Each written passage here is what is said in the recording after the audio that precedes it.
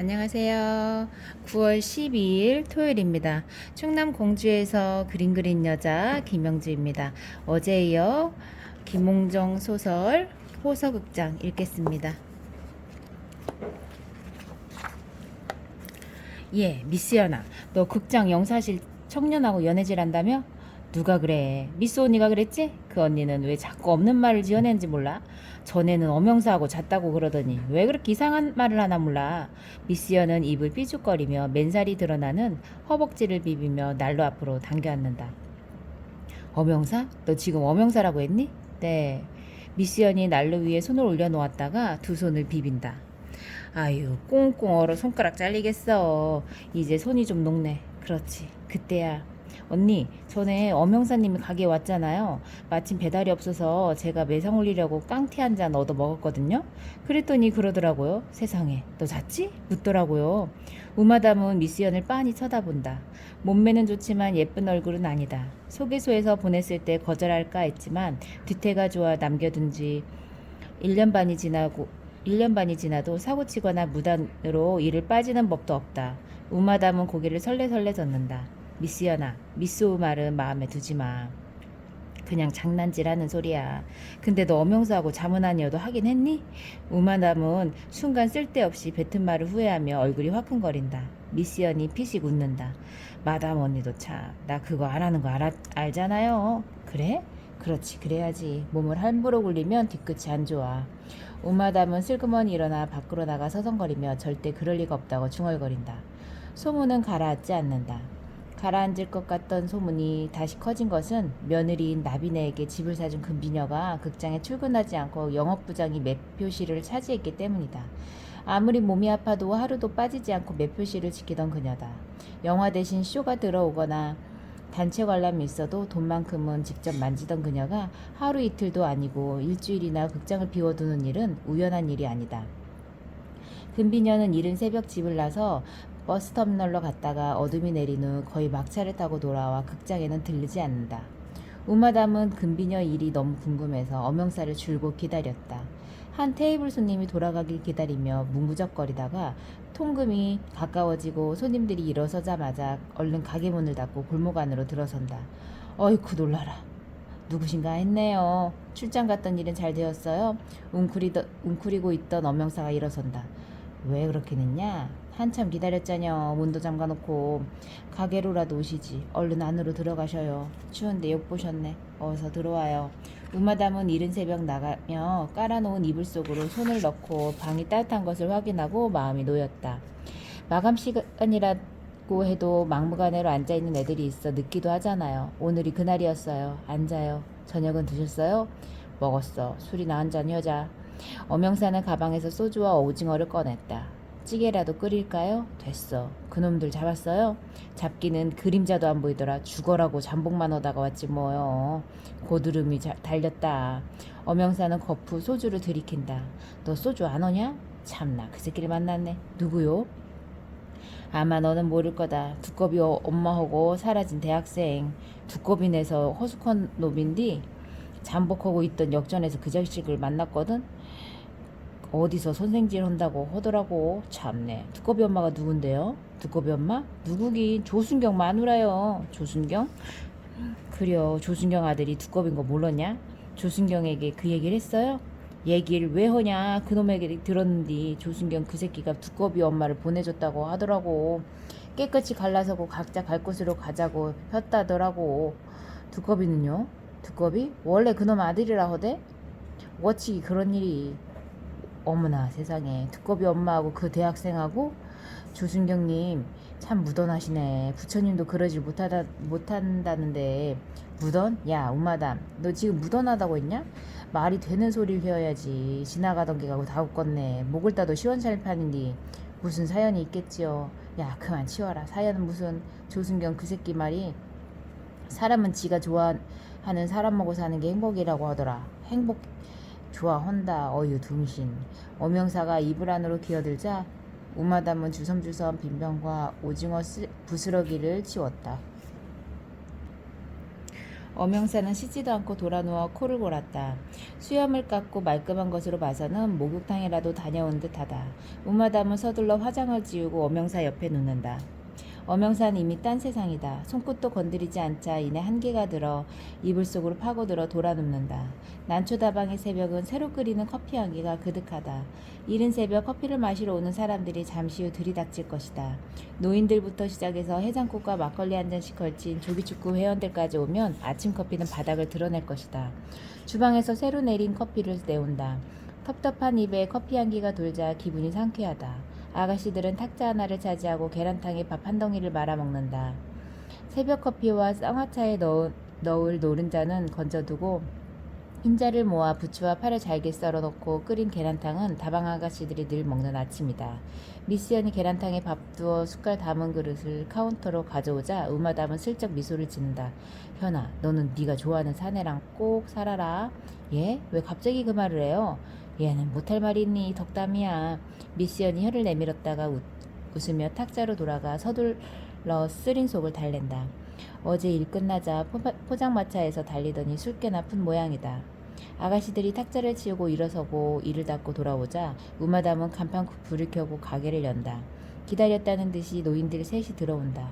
이봐 마담, 저희들은 계란 띄워서 커피 한 잔씩 줘. 날랑 쌍화차요. 근데 참기름 넣지 말어. 내가 시방 속이 편하더라너. 달걀 노른자를 넣은 커피나 노른자에 한 방울 참기름을 떨어뜨린 쌍화차가 새벽 다방의 메뉴다. 여윳돈이 있는 노인들은 을에 쌍화차를 시켰고 손을 내준 아가씨들에게도 쌍화차나 음료수를 한 잔씩 돌렸다. 우마담은 노인들이 사는 찻값을 따로 모아 하루 일이 끝나면 아가씨들에게 돈을 돌려준다. 아가씨들은 일이 끝나면 그 돈으로 포장마차에서 술을 마신다. 우마담은 눈치껏 노인들이 앉은 탁자에 잠깐씩 들러 말참견을 한다. 노인들은 다방 밖에서 일어난 이야기를 하나도 빠짐없이 들려줄 잠으로 앞을 다툰다. 어제 한 이야기를 반복하기도 하지만 우마담은 싫은 표정 없이 듣고 맞장구를 친다. 어떤 노인들은 커피를 마시러 오는 것이 아니라 우마담이나 아가씨들에게 이야기를 들려주러 오는 것이 분명하다. 노인들에게 주어진 시간은 길지 않다. 청년들이 다방으로 몰리기 전에 알아서 자리를 비우고 나가야 한다. 이른 새벽부터 다방 여자들과 앉아 노닥거리는 모습을 한 동네 젊은이들에게 보여줄 순 없는 노릇이다. 혹시라도 손녀 나이 정도 되는 아가씨의 엉덩이라도 한번 만지려다가 젊은이들에게 눈에 띄기라도 하면 노망이 들었다는 소리 듣게 될 것이고, 공연히 소문이라도 나면 아들 며느리 얼굴을 볼 면목이 없거니와 가문에 누가 될 터이다. 노인들이 자주 시계를 보거나 출입문을 확인하는 이유다. 우마담도 그런 노인들 사정을 잘 안다. 서둘러 노인들이 앉은 자리를 고루 돈다. 그것은 청년들도 마찬가지다. 노인들이 다방에 들르는 시간은 피해야 한다. 한두 번 이후 어른들 찻값을 내는 것은 어렵지 않으나 아가씨들을 공유하는 것은 사뭇 남사스러운 짓이다. 청년들은 노인들이 다방에 머무는 시간에는 공동장에 모여 공을 차거나 달리기를 하거나 집 앞 거리를 쓸기도 한다. 일요일 새벽에는 부역으로 재미천 청소를 위해 모인다. 재미천이 늘 깨끗하게 유지되는 이유다. 우마담은 조기축구에 청년들이 올 시간을 노인들이 오기 전부터 눈 빠지게 기다렸다. 그들과 함께 조순경이 들릴 때가 있다. 두꺼비 엄마를 보낸 조순경에게 새삼 연민이 생겼다. 새벽 숙소에서 나오며 우마담은 엄명사와의 관계를 정리하리라 생각했다. 그가 출장을 가기 전에 살림을 차리자고 했던 말이 영 미덥지 않다. 문득 생각하니 은근 기대했던 것과는 전혀 다른 기분이다. 엄명사 잘못은 없다. 애당초 엄명사와 잠자리를 같이 한 것도 엄명사 요구도 있었지만 일면 자신의 기분에 따른 것이다. 어차피 다방 마담은 물사내들의 손을 타기 마련이다. 강력계 엄명사와 그런 사이라는 소문만으로도 난초다방에는 건달들이 함부로 난동을 부리지 않는다. 난초다방을 드나드는 사내들은 엄명사와의 관계를 눈치채고 있어 겉으로 드러내지 않는다. 그건 아가씨들도 마찬가지다. 채 1년을 채우지 않고 떠난 아가씨들이 있지만 아가씨들은 나름 자신을 챙겨줄 사내들을 구해 적당한 거리를 유지한다. 가끔 도가 지나쳐 말썽이 되기도 하지만 다방 여자라는 구실이며 욕될 것이 없다. 노인들이 돌아간 다방에 조기축구의 청년들이 들이닥쳤다. 우마담은 그들 중에 조순경이 함께하고 있어 너무 기쁘다. 얼른 조순경 옆에 자리를 잡고 앉는다. 웬일이슈? 아는 척도 없더구만. 않더구만. 오늘이 정월 초하룬감? 섭했어요? 섭섭했어요? 내가 언제 모른 척 했다고 이러세요? 그랬다니까. 그래요? 그건 잘못이네. 그럼 오늘 그간 미안한 마음으로 조영사님 커피는 제가 내는 거로 하지요. 괜찮지요? 어라, 오늘 착값은 모두 조용히 내기로 했는디 오늘 헛장사네. 허허허. 총무님이 늘 착값을 내시면서 왜 그러세요? 우마담은 조기축구회 회장의 말에 웃음으로 받으며 조순경 손을 잡는다. 조순경의 얼굴이 붉어진다. 조형, 오늘 간택되셨어. 나원티도 이런 기회가 있을라나 모르겠네. 그러게요. 나 참 황송해서 몸들 바를 모르겠네. 조순경은 가지런한 흰 이를 드러내고 활짝 웃는다. 소문은 소문일 뿐이다. 사람들이 이어지는 소문을 기다리다가 지치면 소문은 슬그머니 꼬리를 감추고 사라진다. 금비녀가 극장에 다시 나온 때도 소문이 사라진디다. 그녀는 동네 큰손으로 알려진 전당포 정구섭을 찾아갔다. 나비네가 급하게 집을 팔았다면 그 집을 사들일 현금을 지닌 전주는 틀림없이 정구섭을 제외하고는 찾기 어렵다는 것을 금비녀는 꿰뚫고 있었다. 정 사장, 여러 얘기 하지 말고 집무서와 계약서를 내놓으시오. 애엄마하고 거래는 싼값이었을 것이나 나는 시세대로 쳐줄 것이고 내가 그 집을 내놓을 순 없어서 하는 소리니. 자리에 앉자마자 금비녀는 다짜고짜 숨돌릴 틈도 주지 않고 정구섭을 달그친다. 마주 앉고 싶지 않은 자리다. 나비네가 부동산 허만도와 여러 차례 만나는 것을 이미 알고 있었으나 설마 집을 팔려는 의도라 생각하지 않았다. 허만도는 집을 선뜻 사들일 돈이 없다. 극장거리 돈줄은 정구섭이다. 어쩌면 부동산 허만도 정도는 정구섭 심부름이나 하는 끈앞풀일 뿐이다. 정구섭은 금비녀의 말을 듣고 고개를 끄덕이다가 차를 내오라 소리친다. 금비녀는 그런 정구섭을 외면하고 마르침을 삼킨다. 내가 군청에 가서 보니 아직 집을 가져가진 않았더만요. 여러 소리 하지 말고 그저 없었던 거래로 하시고 당장 현찰을 주면 좋겠지만 돈 쌓아놓고 사업하는 이가 몇이나 있을까. 시방은 급하게 돌릴 돈이 없소.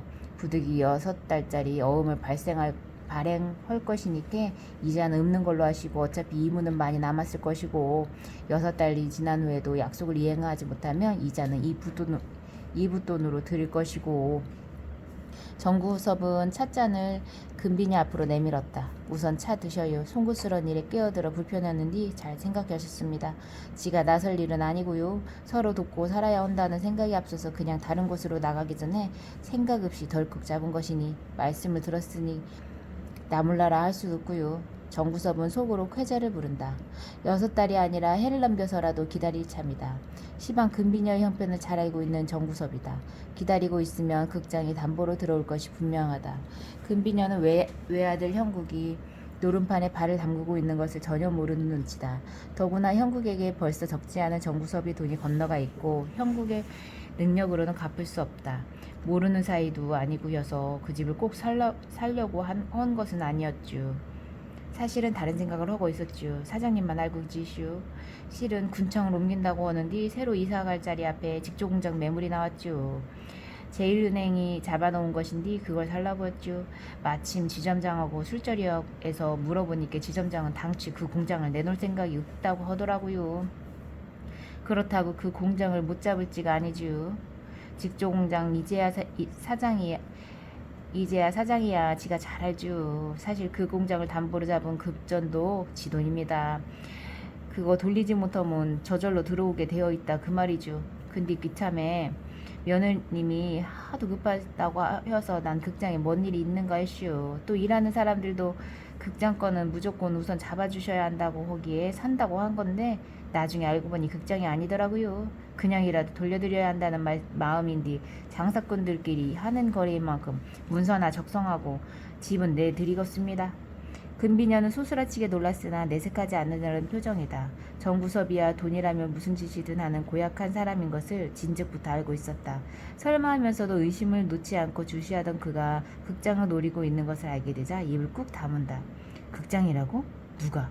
그럼 오만 소리를 당최 하지 말고 어쨌든 고맙소. 금비녀는 정구섭이 극장을 들먹거리는 것이 매우 못마땅하다. 혹시라도 극장에 눈독을 들이고 있을까 하여 급전이 필요해도 정구섭에게 손을 벌리지 않는 이유다. 금비녀는 거래문서를 작성하고 방을 나서면서 한마디 덧붙인다. 정 사장, 이 거래는 원래부터 없던 거래였다 하십시다. 그러면요. 여부가 있으려고요. 넘어가셔요. 6달이 지나 배꼽습니다. 금비녀는 문서를 챙겨 가방에 넣고 대통교를 건넌다.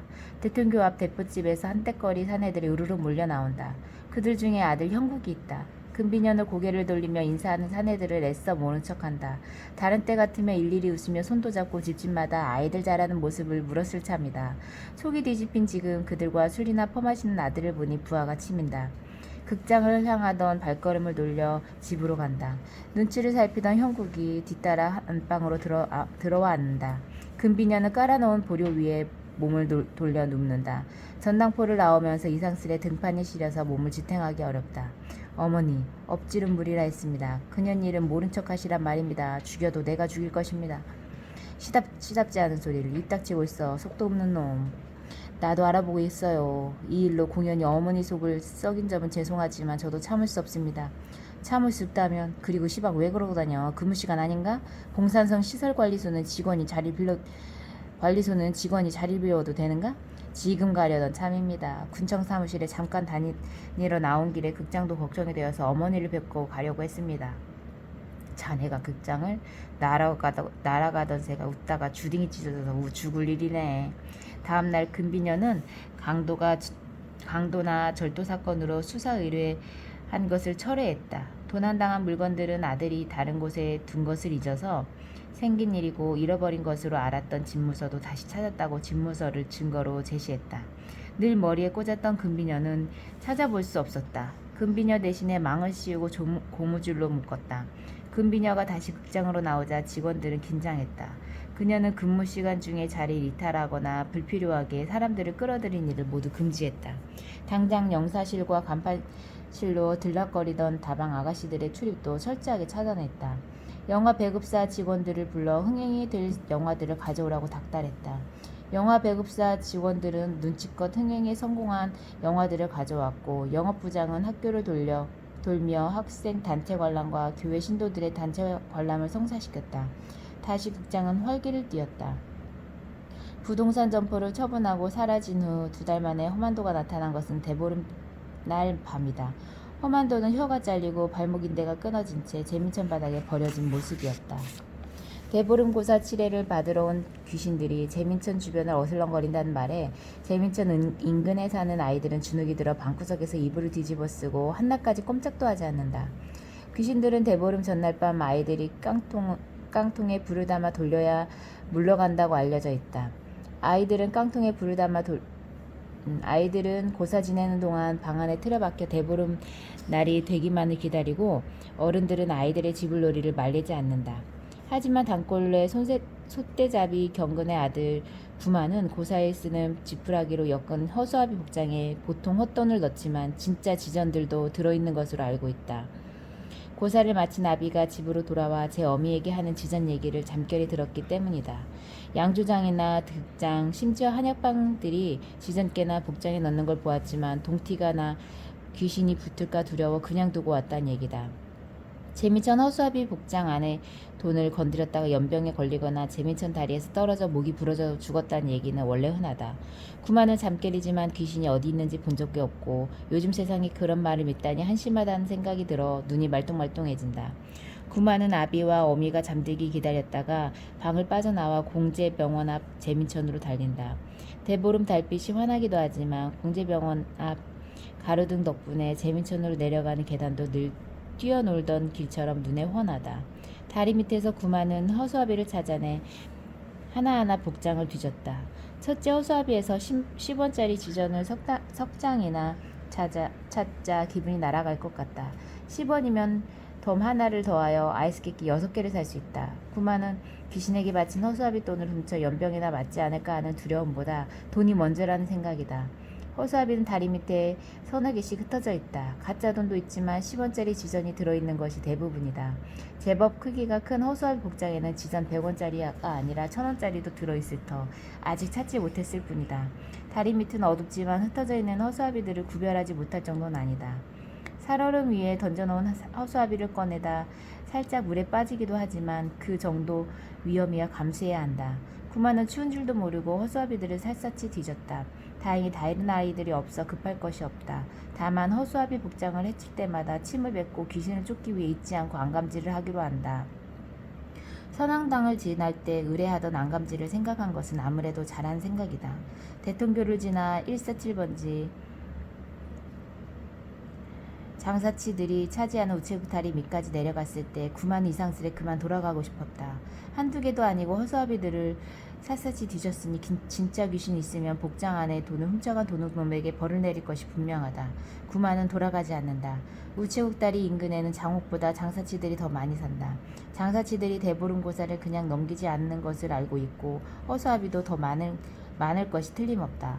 허수아비 복장 안에 들어있을 돈이 어른거리고 자기를 부르는 것 같아 슬금슬금 발길을 자꾸 아래로 옮긴다. 그래서 엎어져서 꿈틀거리고 쉬는 소리 내는 사람이 있다. 사람이 아니다. 저건 귀신이거나 죽은 사람이라 생각하자 갑자기 몸을 움직이기 어렵고 두렵다. 하지만 구만은 귀신은 없다고 믿고 슬금슬금 다가간다. 갑자기 오줌이 마렵다. 거기 누구슈? 귀신이래유? 와, 귀신이다. 구만은 수다닥 달아나가다가 재민천 돌에 걸려 고꾸라져도 다시 벌떡 일어나 달린다. 살얼음이 언 물땅에 미끄러져 이마가 깨져 피가 흘러도 솜뜻집 앞 계단까지 정신없이 달려 겨우 재미천 위로 올라온다. 솜뜻집 골목을 빠져나가면 경찰서 마당이다. 거기까지만 무사히 도착하면 아무리 흉악한 귀신이라도 벗어날 수 있다. 골목을 벗어나자 경찰서다. 저기요, 아저씨. 저기요, 귀신이요. 너 뭐냐? 경찰서 정문을 지키던 전투경찰대 대원이 구만을 막고 경찰서 안으로 들어오지 못하게 한다. 살려주세요. 전 허수아비 몇 개만 뒤졌슈. 진짜라니까요. 근데 귀신이 나타났슈. 쫓아왔다니까요. 진짜요. 이 자식 보기 무슨 소리라는 거요. 야 임마 까불고 장난치지 말고 저리 가. 그리고 너 어린 놈이 이 새벽에 왜 싸돌아다녀? 너 도둑놈이지? 아니요. 도둑놈 아니요. 춤이요. 허수아비 복장에 돈 있다고 해서 춤으로 나간규. 전투경찰대 대원 둘이 한사코와 함께 가기를 거부하는구만을 앞세워 우체국다리 밑으로 내려가 확인한 사람은 사라졌던 부동산 험한도다. 무전을 받고 형사들이 달려왔다. 전투경찰대 트럭에 실려 도립병원 응급실로 온 험한도는 겨우 목숨을 구했지만 혀가 잘려 말도 제대로 할 수 없다. 사람들을 마주 대하는 것조차 두려워하고 웅얼웅얼 알아들을 수 없는 헛소리만 지켜려 수사도 진행할 수 없다. 치료를 받고 겨우 사람들을 알아보지만 자신이 당한 일을 물으면 손을 저을 뿐 어떤 내용도 진술하지 않아 형사들은 난감했다. 다음 날까지 경찰서에서 머물던 구만은 경찰서 밖에서는 자신이 본 얘기를 절대 발설하지 않겠다고 약속을 한 후 겨우 풀려났다. 엄영사는 단골레 솥대잡이 경군과 구만에게 단단히 다짐했다. 구만이 너 밖에 나가서 입을 나불거리면 도둑질 한 거로 다시 잡아드릴겨. 그리고 솥대 당신도 공무집행 방해죄로 넣을 것이니 알아서 하슈. 공무집행 방해는 다른 죄보다 형량이 2배는 된다는 것 미리 얘기해 두는 거니 잘 기억하슈. 얘 데리고 가고 저놈 진짜 귀신보다 독한 놈이요. 아가씨들은 험한도가 당한 곤욕에 대해 우마담이 한마디라도 해주길 기다렸다. 우마담은 입을 다물고 있다. 엄영사 속을 건드려 좋을 것이 없기 때문이다. 엄영사는 우마담이 자신을 대하는 태도가 마음에 들지 않았다. 살림은 차린 것도 아니고 가끔 들러 제 욕심만 채우고 나가는 사내에게 살갑게 대하는 여자는 어디에도 없을 터다. 하지만 간밤의 일은 결코 있어서는 안 될 일이다. 한 달이나 질질 끄는 험한도 사건으로 과장의 질책이 있어 기분이나 풀려고 들어왔을 터인데 험한도 얘기를 곁들여 술이나 한잔하려고 하지만 우마담은 무엇이 기분 상했는지 술도 마시지 않고 엄영사의 요구를 계속 거절했다. 엄영사는 얼쯤하여 물러설까 하다가 내친 걸음이라 여기고 억지를 부려 우마담 치마 속으로 손을 넣었다. 우마담은 어쩔 수 없다는 표정으로 치마를 걷었다. 빨리 해요. 나 피곤해. 오늘로 끝이고 더는 오지 마요. 우두커니 있는 엄영사는 꼴사나오는 모습이다. 뭐예요? 안 할 거예요? 엄영사는 못 들은 척하고 우마담의 가슴을 만졌으나 우마담은 아무 반응이 없고 고개마저 돌린다. 엄영사는 자리에서 일어섰다. 옷을 주섬주섬 챙겨 입고 밖으로 나왔다. 이런 내 신세가 참 거시기하다. 그간 기둥서방 노릇하느라고 눈꼴 사나운 거 참아줬더니 더럽네. 가래찜을 모아 뱉은 엄영사는 147번지 대포집으로 발길을 돌린다. 엄영사가 나가자 우마담은 자리에서 일어나 반쯤 남은 소주로 벽나발을 불었다. 술에 취해 나불대던 엄영사의 말이 거슬린다. 부동산 말이다. 그 새낀 당한 거요. 틀림없이 뒤에 돈줄이 있었을 것인데 뒤에 있는 놈이 부동산을 내세워 뭔가 차지하려던 거요. 근데 부동산이 딴 마음 먹고 튄 거지. 그쪽은 원래 대략 그려. 그렇다니까 의리는 없어. 이해가 맞지 않으면 돌아가는 법이거든. 대가리를 깨고 지가 그 자리를 차지어야 살아남으니까. 하여튼 그러다가 걸린 거요. 왜 안 죽이는 줄 알아? 겁을 준겨. 부동산 혼자 그런 일 했다고? 아니요. 틀림없이 누가 또 있는겨. 그놈의 왜 겁을 준겨. 가져간 거 가져와라. 내놓지 않으면 죽인다 그런 거요. 난감하다. 다 알고 있거든. 그 끝을 대충 알고 있지만 어쩌냐? 에? 내가 책임지고 터질 수는 없는 판이라고. 그래도 그렇지. 어따 대고 경찰서 대문 앞까지 와서 지랄 떠는겨. 끄 젊은 서장 새끼 아침부터 개거품을 물고 지랄 날래 부르스를 치는 니 더러워서 이참에 손털심 잡고 그 새끼들을 모두 잡아들이고 싶지만 그러면 나도 죽는 거요. 가끔 너한테 내게 내놓은 돈이 월급이겠거냐? 그 새끼들이 집어주는 거요. 그런 돈을 집으로 가져가서는 안 되는 거요. 사는 게 다 그려. 그렇다고 야 우마담 너 껄쩍대는 놈 없지? 왠 줄 아냐? 강력계 엄영사가 뒷배를 서고 있다 그런 말이요. 내가 없으면 넌 벌써 새끼들에게 돌림당해도 몇 번을 당했어. 그걸 알아야지. 이서방님께 잘해라. 허자만 하고 그래야 하는 거요. 오늘 이서방님께서 기분이 잡적 있거든. 네가 살려봐라. 그리고 그 살림 그래 살림 차리는 거 별거 아니야. 이게 살림이지. 매일 지지고 볶고 살면 복이 되냐? 헐 일만 하고 살면 되는 거요. 알겠지? 무마담은 엄영사가 남기고 간 말을 곰곰이 헤아린다. 더러운 새끼. 내 몸뚱아리가 지건 줄 알아? 무마담은 엄영사가 어떤 일을 하고 있는지 또 자신을 어찌 대하는지 그 속마음까지 알게 되었다.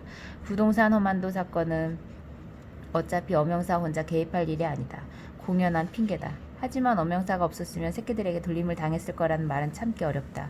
자신도 다방 아가씨를 거쳐 마담 노릇 시작한 지가 벌써 10여 년이다.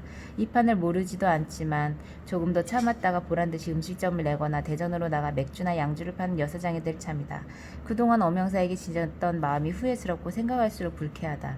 우마담이 난초다방에 나온 것은 아침 손님이 끝난 뒤다.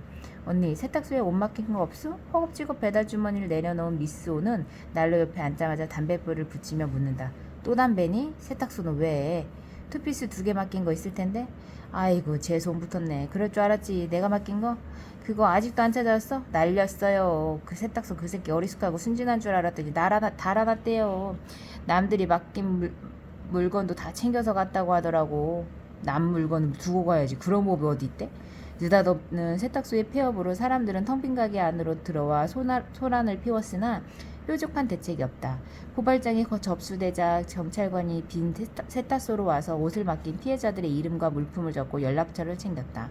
사람들이 가게를 떠나지 않자 조사를 마친 경찰관이 사람들에게 가게 밖으로 나가라고 지시했다.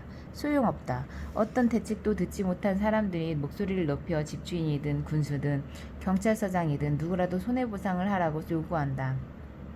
말도 안 되는 소리다. 버티고 있던 사람들이 저녁이 되어서야 하나둘 세탁소에 슬그머니 사라진다.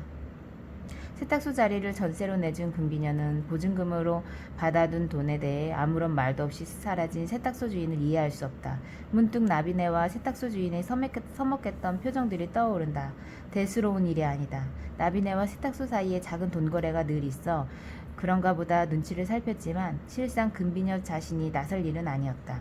더구나 세탁소는 알아서 금비녀의 한복을 늘 깔끔하게 손질해주는 터라 그간 세입자로 나무랄 것이 없었다.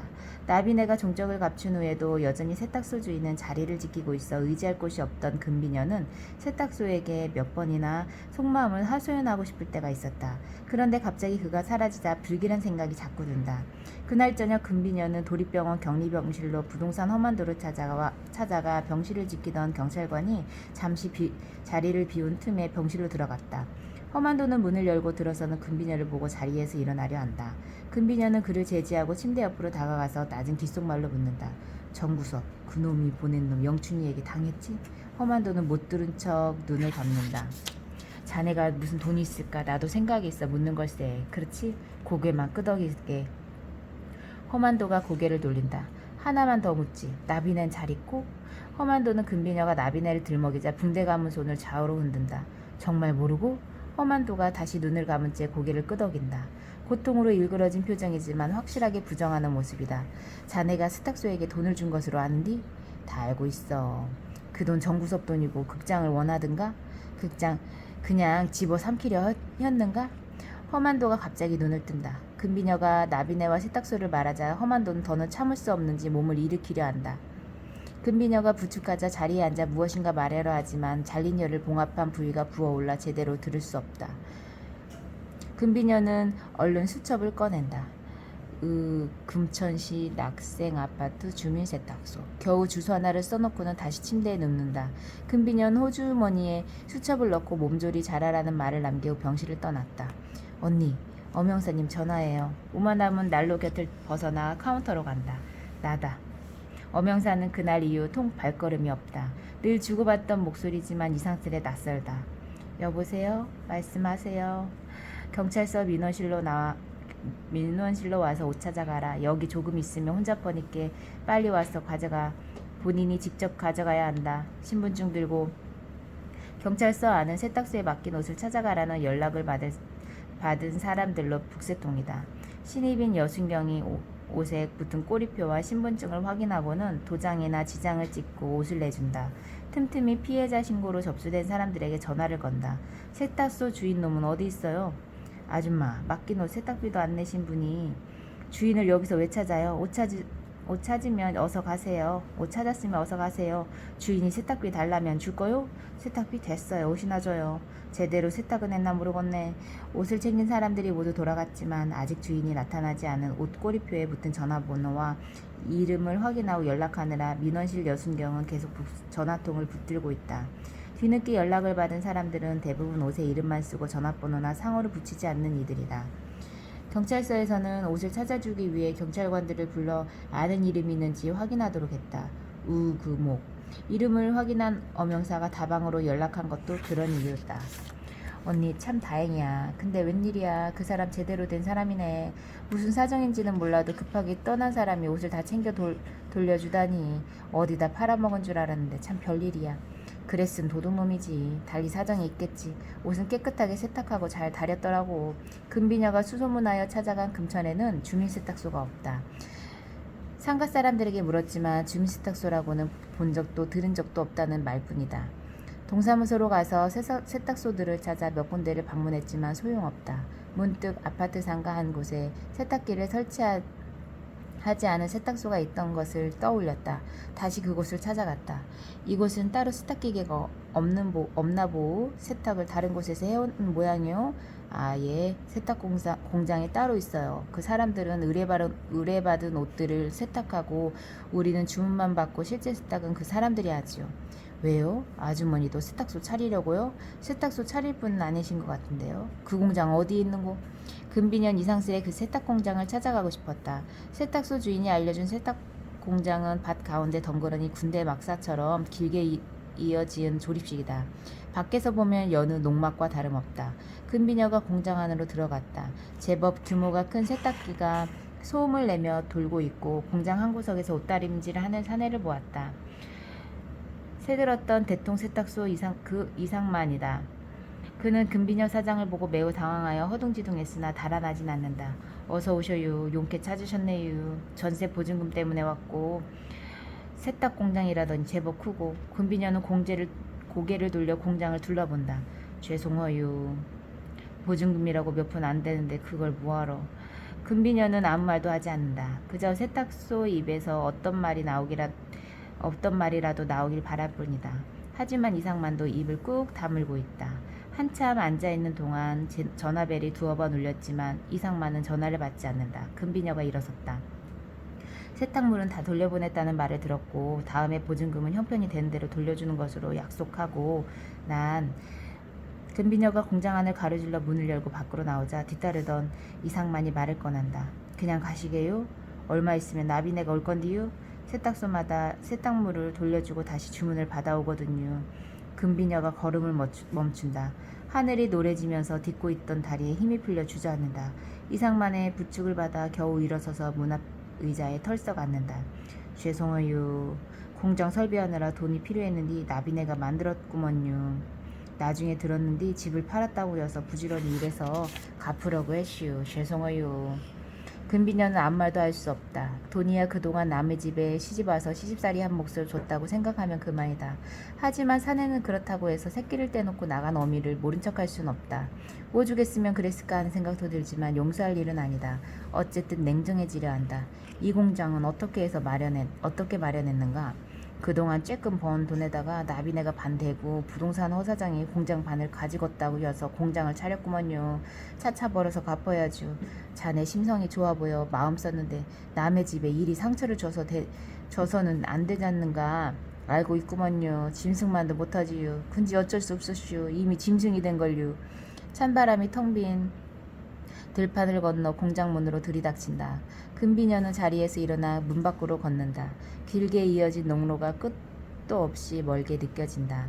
매일 아침마다 저 먼 길을 나서는 나비네는 절대로 극장으로 돌아오지 않을 거라고 확신한다.